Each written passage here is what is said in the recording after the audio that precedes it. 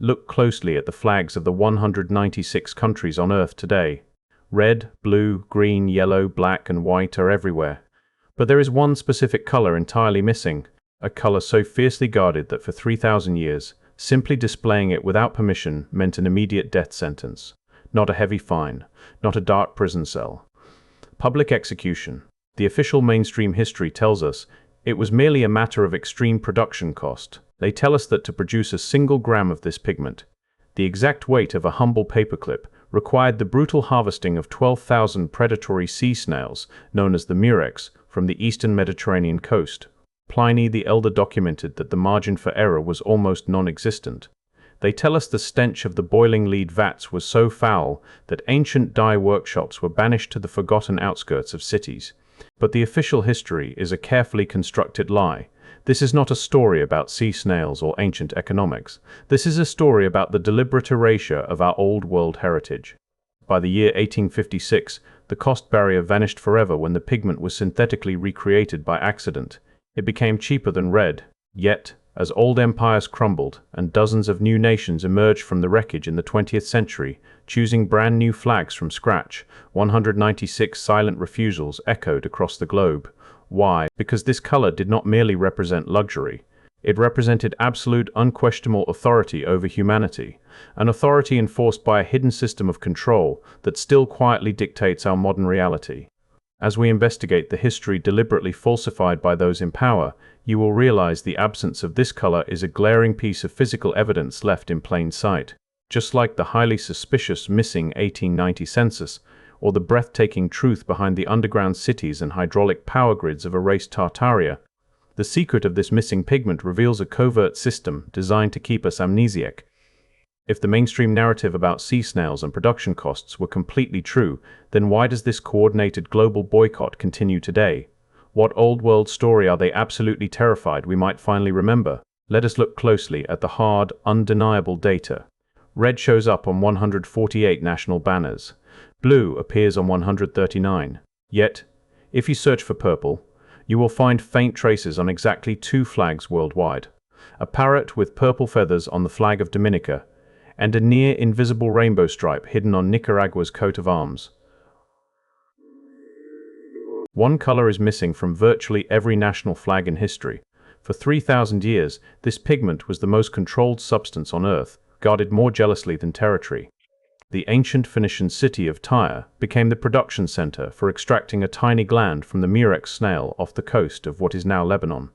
Workers soaked this secretion in salt water for 3 days, then heated it in lead vats for 9 more.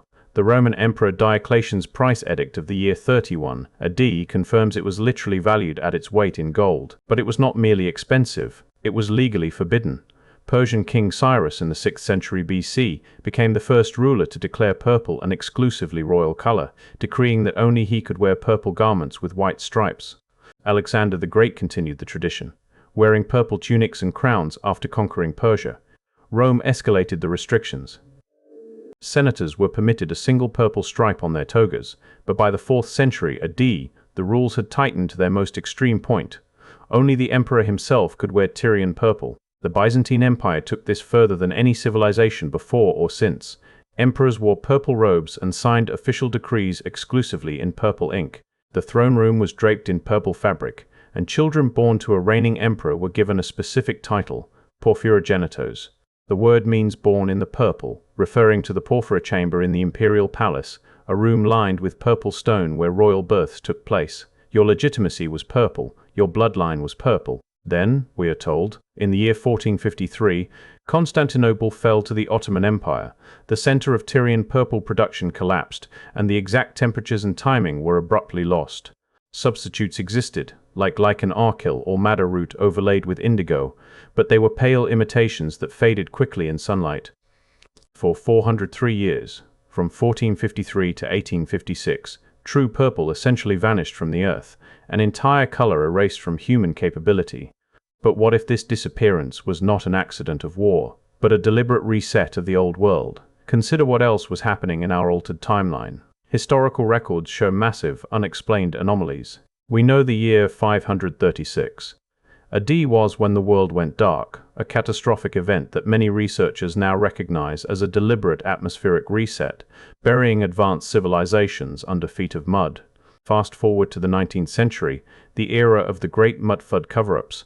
Just 1 year before purple was miraculously rediscovered, the impossible happened. In the year 1855, the entire city of Chicago was allegedly raised out of the mud on jackscrews.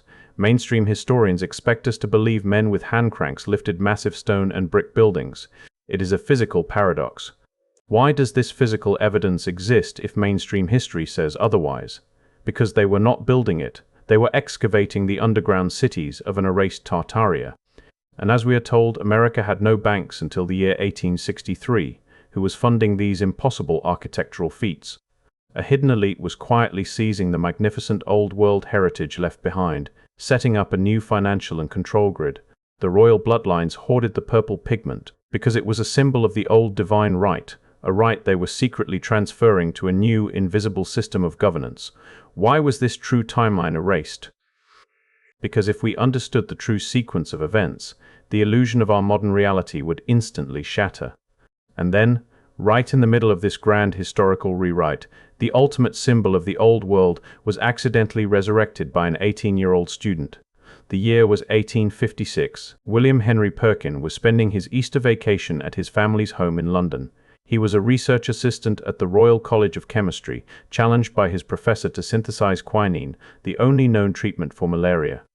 Perkin tried oxidizing aniline, a chemical derived from coal tar, the thick black waste product of gas street lighting. The experiment failed, producing a dark reddish-brown sludge. But when he cleaned the flask with alcohol, something extraordinary happened. A brilliant purple solution formed. He had accidentally created the world's first synthetic dye from industrial garbage. He called it morphine, against the furious objections of his professor. Perkin left school, secured financial backing from his father, and filed a patent in August 1856. He opened a dye factory at Greenford Green by 1857, and he was a millionaire before he turned 30. Within months, the color that had been worth its weight in gold for 3 millennia cost virtually nothing. Purple was now cheaper than red. A phenomenon known as the mauve measles swept through fashion. Queen Victoria wore synthetic purple to the International Exhibition of 1862. Empress Eugenie of France wore it to state functions. Paris and London went purple mad. Ordinary people could finally afford the forbidden pigment, so, naturally, you would expect it to appear on the flags of new nations, right? Wrong. Here is where the grand illusion fractures, revealing the old world story they desperately want to keep buried. Between the years 1900 and 1950, the political map of the earth was completely redrawn. 4 major empires collapsed. The Ottoman, the Austro-Hungarian, the Russian, and the German empires all disintegrated. Dozens of new nations emerged from the wreckage, and every single one of them designed a brand new flag from scratch. They had every color available.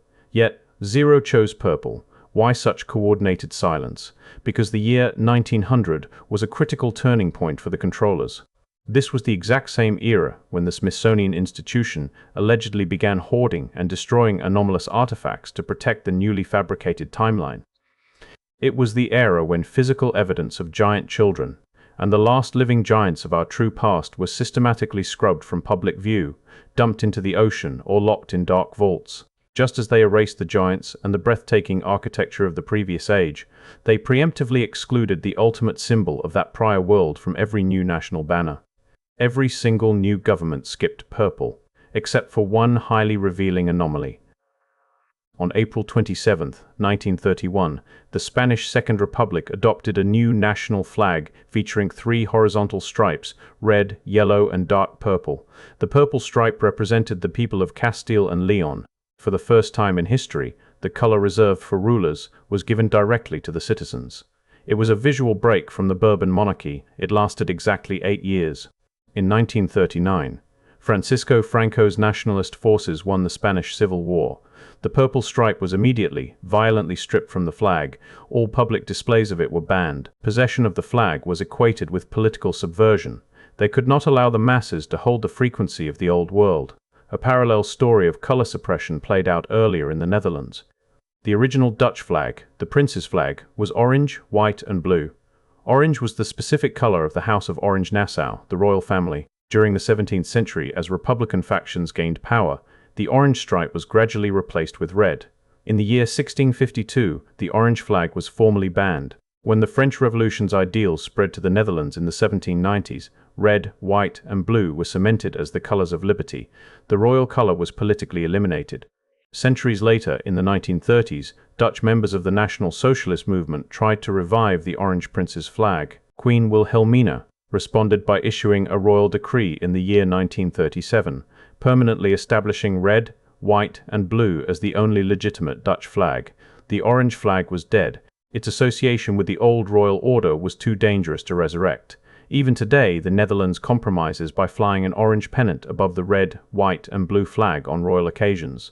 The royal color is permitted only as an accessory. It cannot touch the flag itself. Power is present but contained, allowed to hover above the national identity, but never to merge with it. I sat with this research for 2 weeks before writing a word. The pattern was clear, but the scale of it made me hesitate. Because what I was seeing was not a simple political conspiracy, it was something entirely stranger. 196 independent nations spread across every continent, every culture, every political ideology, every era of modern history, all independently making the exact same choice: skip purple. It is the most coordinated agreement in the history of national symbolism, and nobody signed a treaty, nobody passed a resolution, nobody even discussed it. They all just knew. Portugal stripped the monarchies blue and white in the year 1910 and replaced them with the Republican Party's red and green. Germany abandoned the imperial black, white, and red in the year 1918 for the Weimar Republic's black, red, and gold. Russia cycled through imperial, revolutionary, and post-Soviet flags, each time shedding the symbols of the previous power structure. When Estonia broke free from the Soviet Union, it restored a blue, black, and white tricolour representing sky, soil, and virtue. When Kazakhstan became independent, it chose sky blue with a golden sun. When South Africa ended apartheid, it designed a flag specifically to represent unity and reconciliation. Every new nation that emerged from the collapse of an old power structure made deliberate, conscious choices about color. None of them picked the color that for 30 centuries meant your ruler answers only to God. Purple was preemptively excluded. Even after cost ceased to be a barrier, the symbolic weight remained too heavy for the new grid of control. Think about the immense effort required to hide this transition. The controllers did not just change the flags, they systematically dismantled the physical reality of the prior age. Just like in the year 1929, when the majestic, healing bells of the old cities were systematically destroyed and melted down under the guise of economic crisis. They had to silence the acoustic resonance of the old world, just as they erased the visual resonance of purple. They desperately needed us to forget the free energy systems, the magnificent hydraulic power grid that spanned continents, and the suppressed technology that produced modern marvels like the legendary 124-year bulb. By the year 1953, the last witness to the true, unified old world was effectively silenced, leaving us with a fabricated timeline. The cost explanation for purple expired 170 years ago. It persists because it is simple and satisfying. Snails were expensive. Problem solved. On the Wade ear any tan. But the real answer is about what happens when a symbol is so deeply encoded with 3,000 years of meaning that even free access cannot strip it of its charge. Purple is the color that told billions of human beings across dozens of civilizations that their absolute place in the world was fixed. That authority flowed downward from a divine order marked in a specific dye. When the hidden system took over, when so-called modern republics and democracies replaced the majestic old world empires, the new governments did not just change their laws, they changed their colors. Because colors carry a subconscious memory that outlasts the erased civilizations that created them. You walk past flags every day, you have absorbed their color language without ever being taught it. 3,000 years of symbolic encoding does not just wash out in a few short generations. And somewhere deep in your subconscious vocabulary, purple still means exactly what it always meant: authority without your consent, power without your appeal. So, when 196 countries all skipped the exact same color, you have to ask questions. Was it really about sea snails and ancient production costs? Or was it about a frequency, a symbol so deeply embedded in human consciousness that the modern architects of our false reality dare not claim it? What other truths? What other magnificent technologies of the old world have been quietly retired because they were simply too honest. We look at 170 years of cheap, widely available purple dye and 196 silent, coordinated refusals. This is a completely different kind of erasure. This is not merely a document removed from a dusty archive. The flags remember what we have been forced to forget. Every missing color is a confession. If they can easily erase an entire color from the global identity, what else have they successfully erased from your reality?